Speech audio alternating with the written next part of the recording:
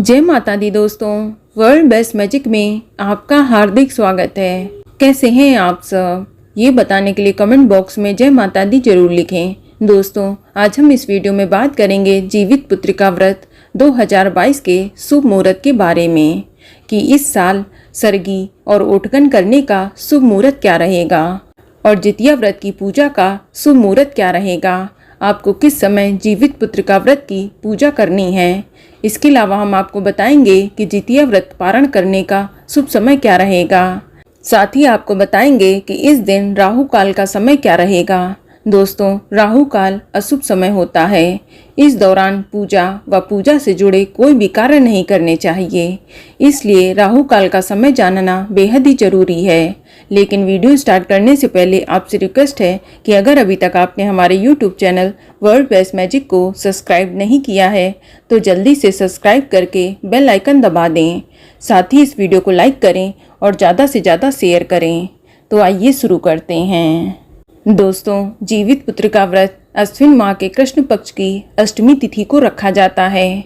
इस व्रत को जितिया या ज्योतिया व्रत के नाम से जानते हैं। इस दिन महिलाएं अपनी संतान की लंबी उम्र और सौभाग्य प्राप्ति के लिए निर्जल उपवास करती हैं। ये व्रत 3 दिनों तक मनाया जाता है। अश्विन माह के कृष्ण पक्ष की सप्तमी तिथि से लेकर 9वीं तिथि तक ये व्रत चलता है।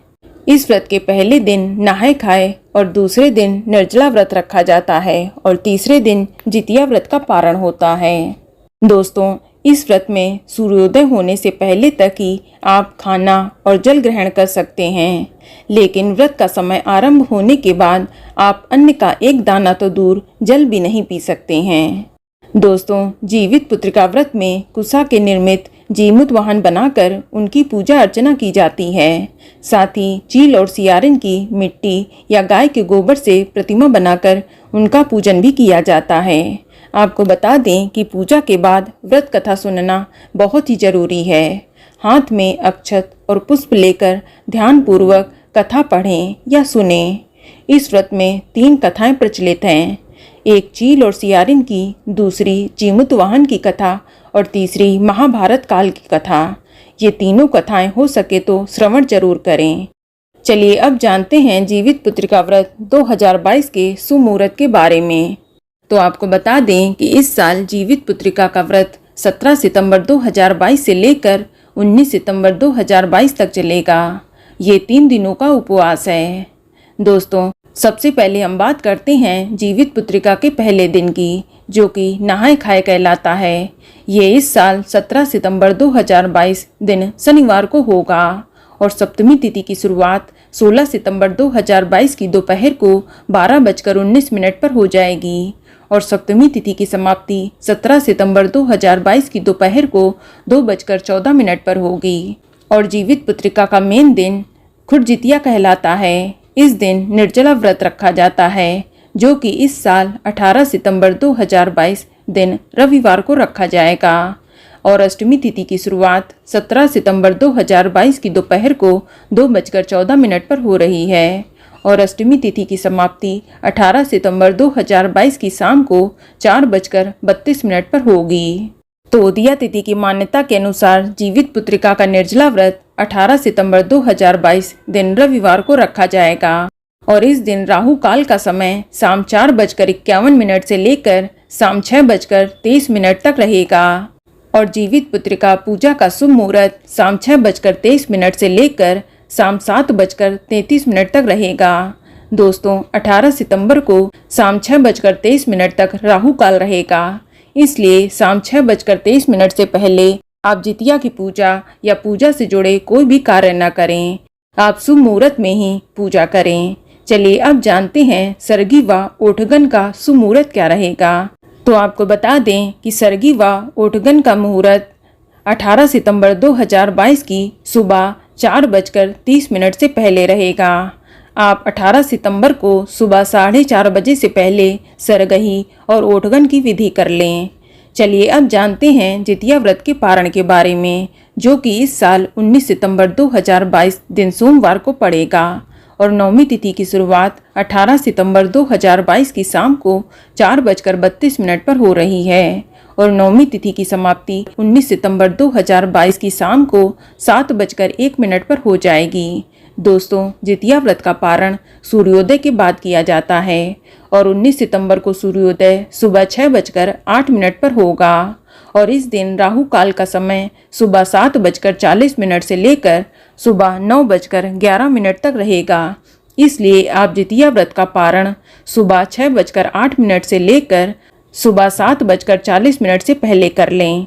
दोस्तों, इस बात का आप विशेष ध्यान रखें कि 19 तारीख को सुबह 7:40 से राहु काल शुरू हो रहा है। इसलिए आप 19 तारीख को सुबह 7:40 से पहले ही जितिया व्रत का पारण कर लें, ये शुभ रहेगा। दोस्तों, इस व्रत के एक दिन पहले यानी नहाय खाए वाले दिन आप जो कुछ भी खाएं उसमें ध्यान रखें कि वह खाना प्याज और लहसुन का बना हुआ नहीं होना चाहिए। ध्यान रहे कि जो आप सुबह सुबह खा रहे हैं वह केवल मीठा हो, तीखा और तेल मसाले की चीज़ सख्त मना है। इसमें आप सतपुतिया की सब्जी विशेष रूप से बनाएं। दोस्तों, रात को बने हुए अच्छे पकवान में से आप जीमुत वाहन को, चील और सियारिन को, पितरों को, गाय और कुत्तों को अंश जरूर निकालें। इसके बाद ही आप भोजन ग्रहण करें। आपको बता दें कि जितिया व्रत के दिन कुछ खाया पिया नहीं जाता है। ये निर्जला व्रत है और फिर ये व्रत अगली सुबह ही समाप्त होता है। व्रत का पारण दूसरे दिन अष्टमी तिथि की समाप्ति के बाद ही किया जाता है। इस व्रत के पारण के समय आपको झोर भात, नोनी का साग, मंडुआ की रोटी या झिगनी के पत्ते की सब्जी में से कुछ भी खाकर इस व्रत को पूरा करना चाहिए। दोस्तों, जीवित पुत्रिका का व्रत निर्जला होता है, इसलिए भूलवश भी आपको इस दिन अन्न या जल ग्रहण नहीं करना है। इस बात का व्रती महिला को विशेष ध्यान रखना है। साथ ही इस बात का ध्यान रखना है कि इस दिन सौभाग्यवती महिलाओं को पूजा के समय अच्छे से 16 श्रृंगार जरूर करना चाहिए। आप बिना पूरा श्रृंगार किए पूजा ना करें और पूजा के दौरान आप ध्यान से लाल या पीले रंग की ही साड़ी पहनें। आप गलती से भी काले, नीले, भूरे या सफ़ेद रंग की साड़ी ना पहनें। इस बात का भी आपको विशेष ध्यान रखना चाहिए। दोस्तों, ये व्रत संतान के लिए रखा जाता है, इसलिए ध्यान रखें कि इस दिन आप अपनी संतान को डांटें नहीं और ना ही मारें, उन्हें किसी भी तरह से दुखी ना करें। दोस्तों, ऐसी मान्यता है कि ये व्रत सौभाग्यवती महिलाओं द्वारा अपनी संतान की दीर्घायु, आरोग्य तथा उनके कल्याण हेतु पूरे विधि विधान से किया जाता है। तो बोलो जीमुत वाहन की जय।